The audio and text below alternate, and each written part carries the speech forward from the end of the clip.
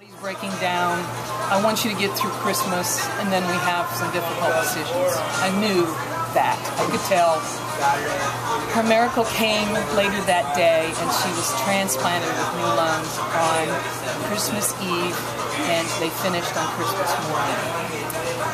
Cora was changed so much more than physically, and I truly believe that though some people might say she only lived 2 years with her new lungs, it was so wonderful, the changes that were in her. And when she started to fail, she was so spiritually changed by this. 18 months later, the lungs were failing. We were told she's too high risk to even consider another transplant. She was calm. She was accepting that this was it, but she was now spiritually ready. And the one thing she started saying to me, it was almost weekly, because I got to the point where I was saying, I know what you want. She would say, remember, if they can use my organs, I want to be somebody's hero. Let me be to somebody like Erica is to me, and I will have fulfilled a good life. She gave me a gift that day. That was the surprise. I did not know. She gave me the gift, a little light in my heart still could shine. And when they called me twice, I felt joy that day. It said, donate life month, and so we said, is there a way to donate his organs? And they were like, oh, that young, and they said, oh my gosh, yes, infants, yes, there's some babies, and so they flew his heart to California and transplanted it at Loma Linda Hospital there, and they were also able to use his liver and his corneas, but the kidneys, unfortunately, were too small. They weren't any bigger than a thumbnail, they told us, so they couldn't use that.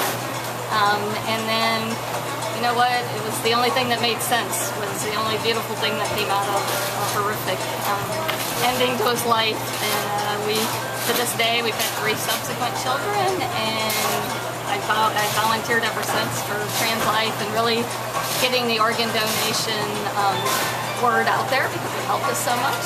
And I have kids in high school, and they're working with their friends, and they give speeches at assemblies, and we're really trying to target their 15 and 16-year-olds who have to fill out on their driver's license. And we've had a lot of good feedback with our friends on, oh my gosh, our child had no idea, but when they got to the driver's license, and they said yes, because Mrs. Brown, it was such a great story, and she told us that 3 doctors would have to declare you dead, and so really trying to outreach, especially with our 3 subsequent children, their friends and their children. Organ donation, I had some kind of control. It was like a door opening up. I had an option. Before that, no options. And organ donation seemed to be the right answer. And 25 years later, I really know it was the right answer. And look at the women I'm sitting with. I mean, they're amazing. And their children are amazing. And their children's legacy is continuing. Michael would be 23. I know Michael. I mean, I know Michael. I know Michael Jean.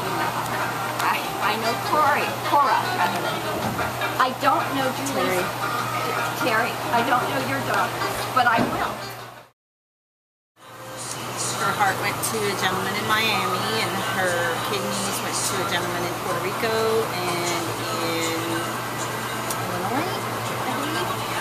And then the kidney and pancreas went to a young lady in Jacksonville, and the other liver was in Illinois. So she was able to save 5 lives that night.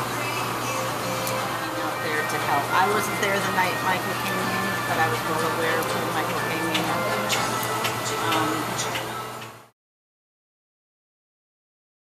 But once you've had an experience like this, trans life becomes almost like your family.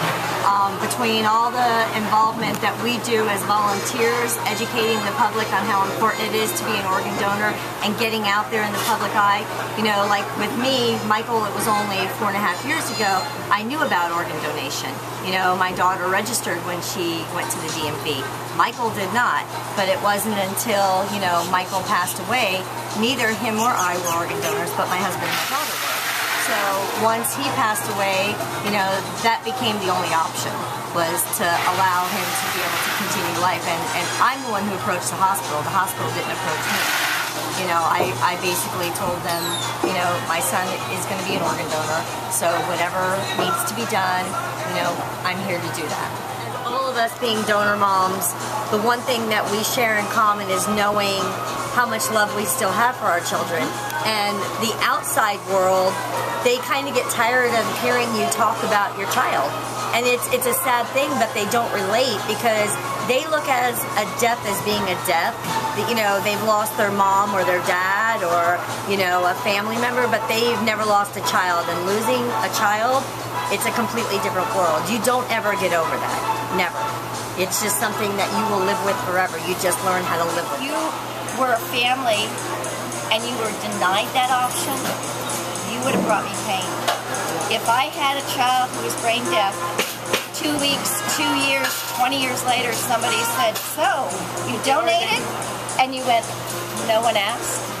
You would have brought me a lot of pain. About taking each breath and how much each breath meant. Life is not how many breaths you take, but how many moments take your breath away.